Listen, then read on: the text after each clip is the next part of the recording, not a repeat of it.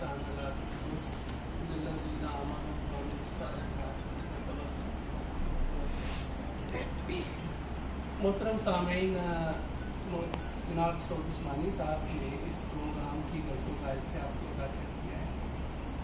بنیادی مقصد یہی ہے کہ گزشتہ کو آئندہ کے تناظر میں دیکھا جائے اور ادیبوں کی ذمہ داریوں کا تعین کرنے کا ایک موقع جو دیا گیا ہے اس میں اظہار خیال کیا ہے۔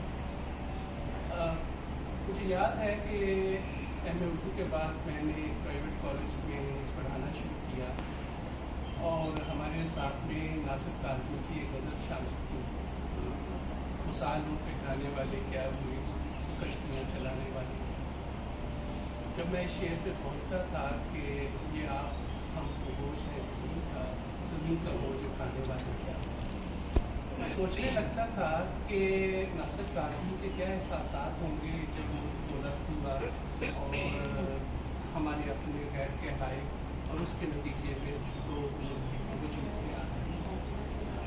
ہم سب سوچتے اور دیکھتے ہیں اور محسوسات کی دنیا میں لفظوں کو خیال کے کالم کی صورت میں ادا کرنے کا ہنر آزماتے ہیں۔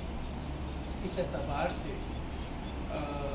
بہت سے شعراء نے لکھا، جن دنوں میں تحقیق کر رہا تھا ان دنوں مجھے ایسی بہت سی غزلیں اور نظمیں ملیں جو سکوت ڈھاکہ کے تناظر میں لکھی گئی۔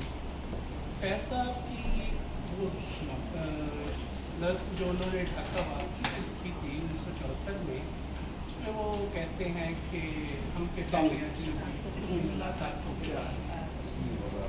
فیض صاحب کا کہنا ہے کہ انہوں نے یہ اشعار لندن میں ایک نجی نشست میں دوستوں کو سنائے۔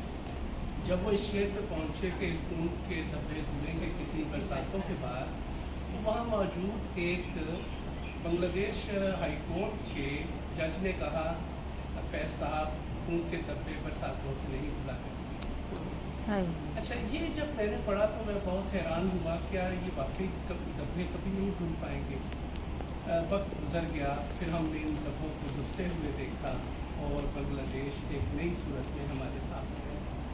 یہ آغاز تو بہت پہلے ہو گیا تھا، لیکن بتدریج اس میں ہمیں بہت سی قربانیوں کو دیکھنا پڑا اور اس کے نتیجے میں موجودہ بنگلہ دیش کی ایک صحیح شناخت سامنے آئی۔ احباب کے اپنے تجربات ہیں، جن لوگ دوستوں نے وہاں سفر کیا ہے اس کے بارے میں زیادہ آگاہی رکھتے ہیں اور یقیناً وہ اپنے تجربات سے ہمیں مستفید کریں گے اور ہم ان سے سوالات بھی کریں گے اور ایک جائزہ لیں گے کہ مستقبل کا پاکستان اور بنگلہ دیش کیا مشرقی اور مغربی جرمنی کی طرح سے دوبارہ متحد ہو سکتا ہے؟ کیا امکانات ایسے ہیں؟ دنیا میں کوئی بھی چیز ناممکن نہیں۔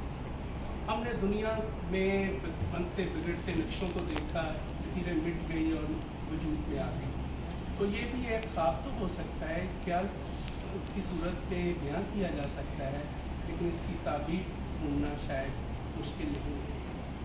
میں بہت ہی محبت سے ڈاکٹر بصیرہ امین صاحبہ سے ملتمس ہوں کہ وہ اپنے تجربات اور مشاہدات کو شیئر کریں۔ انہوں نے حال ہی میں بنگلہ دیش کا دورہ کیا ہے، ہم ان کی گفتگو کو سننے کے تاج پر